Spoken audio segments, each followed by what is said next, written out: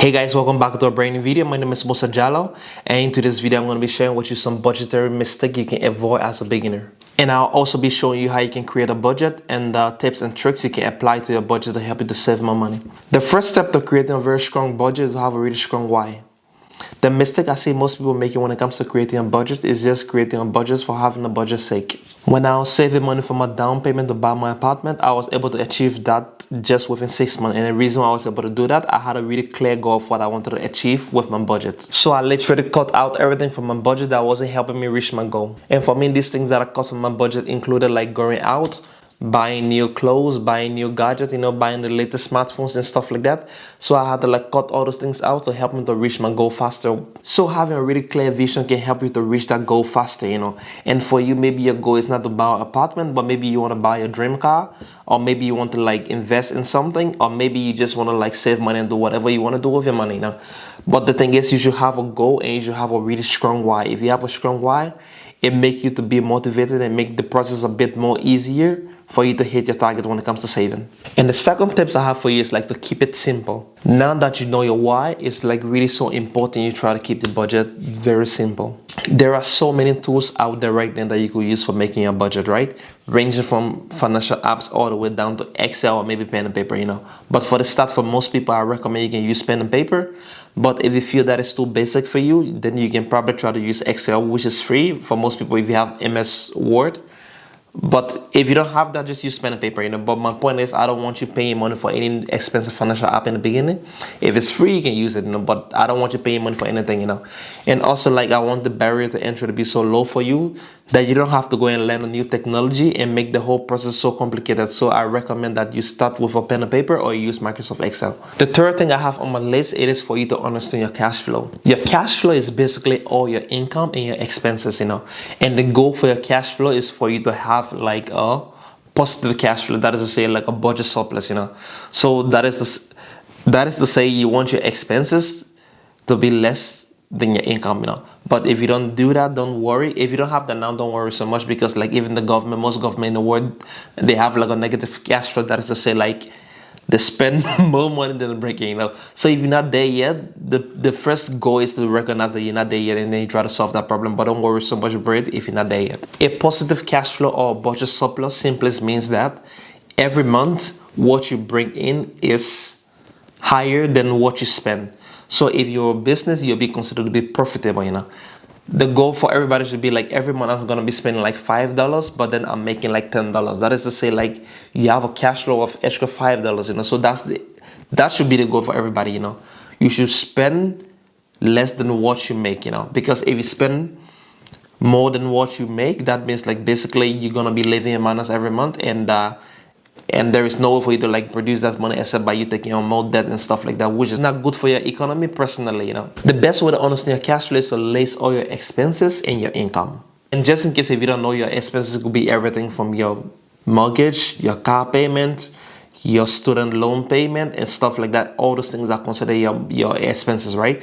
And your income could be anything from like your salary income, or if you have like a dividend paying stock, the dividend you receive from the company, it is like considered to be your income. And like, or maybe say you live, or maybe say for example you have already rich parents and then they are like giving you some money every month for allowance. That could be considered income also, So all those income, you're gonna put them together. That is gonna like show you all your revenue you have coming in every month, for example. So you put all the money together of your income, then you're gonna know your total income. And on the other side, you put all your expenses together, and then you're gonna know your total expenses, And then if you minus, like for example, your income from your expenses, you're gonna know if you have like a positive cash flow or a negative cash flow. And the goal, like I said previously, is to have a positive cash flow for everybody. Now it's time to go to the fun part, which is making a budget. And like I said previously, in the beginning, you don't want to like overcomplicate things. You want to make your budget as simple as possible in the beginning. So now that you know all your source of income and all your expenses, the next step is to list them. And for me personally, like the way I normally do it, like I like to list them in categories, because I don't like to have like a long list all the way down.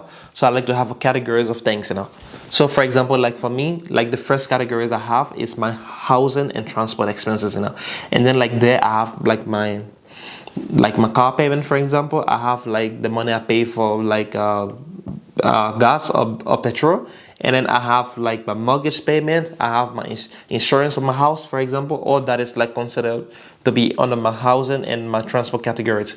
And my next category for me is my personal category, and there I have my allowance that I pay myself every month just for me to do whatever I want to do with it.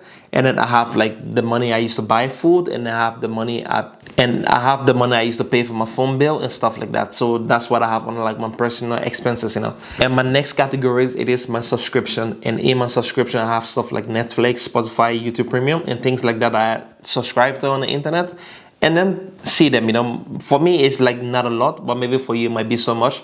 But the thing is, you just have like a complete like overview of everything you are subscribed to, because trust me, man, there is like so many things gonna be subscribed to that you just forget or you don't even use them. Because nowadays, like, there are some people who have like Hulu, they have like Netflix, they have Amazon Prime, they have Disney Plus, they have like cable TV at home. And like most people wouldn't need auto subscription, but many people have them. So by you like listening to these things on your subscription categories, you might see what you have and what you don't need. And for me, the next category I have is like insurance. And for me, unfortunately, living in nowhere that is not so high, because like the only insurance that I have is like I have what we call IMBU for security, like in the house insurance, because I have an apartment. So in the apartment, I like insure all the things I have in it. And then like I have like the travel insurance, and then I have like some disability or liability insurance and stuff like that. So it's like not so many things I have in Norway, right? But like maybe you might be in a country where you have to have your healthcare insurance, you have to have your dental insurance. But fortunately for us in Norway, we don't need those things, so I don't have them.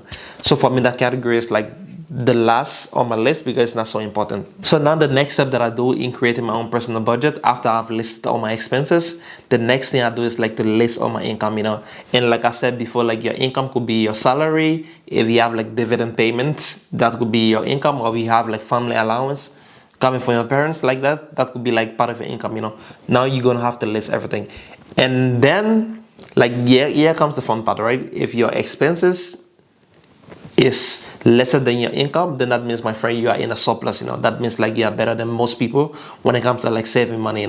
So if you have a surplus, congratulations, my friend. Now you have some extra money that you can use for like saving or investment and stuff like that. But the next thing we're gonna look at to like really help you with a really good budget, because you can make like the best budget in the world, but if you don't track your expenses, there is almost no point of you making a budget. So now after you know your expenses, you know your income, you know your revenue, you know what you're spending your money on, the next step is like to check that budget every month, to track it, because you have to make sure to say, okay, every month I'm supposed to spend this, this, and this. You have to make sure you stick to that budget. And how can you like hold yourself accountable is by tracking your budget, for example. One of the problems I had in the beginning when I started the budget is like I would make like a really unrealistic budget for me, that I'll be like, oh, I'm gonna cut this, I'm gonna cut this, I'm gonna cut that out, And at the end of, not even at the end of the month, like in the middle of the month, literally, I will like fill the budget and I will already be over budget, because like I make it like so difficult and so unrealistic. It was so hard to keep through it, And when that happened to me, I get discouraged. I'll be like, you know what, I'll just leave this whole budget thing, So like in the beginning, if you're making a budget, it's really so important. You don't make it to be so unrealistic, Be realistic with yourself, Imagine if you're spending like 2,000 every month for your own personal enjoyment. You cannot just cut that down to like maybe 200. It's too drastic. Of course, that is the goal, to cut it down as much as possible, but you want to do it gradually so it doesn't like really impact you so badly, that you like end up like quitting your budget that you started to help you to save money. And stay on the topic of tracking your expenses every month. One trick that helped me to make the process so much easier is like by using like a single card. That is to say, like all my expenses that I have to pay every month, I put it on that single card, So like instead of me going to see how much I spent from this account or how much I spent from that account, I just have this one single account that I have to look at every month from the 1st to the 31st, or from the 1st to the 30th, to see how much money I spent, and where I spent that money. So by doing that, it makes the process a bit more easier than me having like 4 or 5 accounts.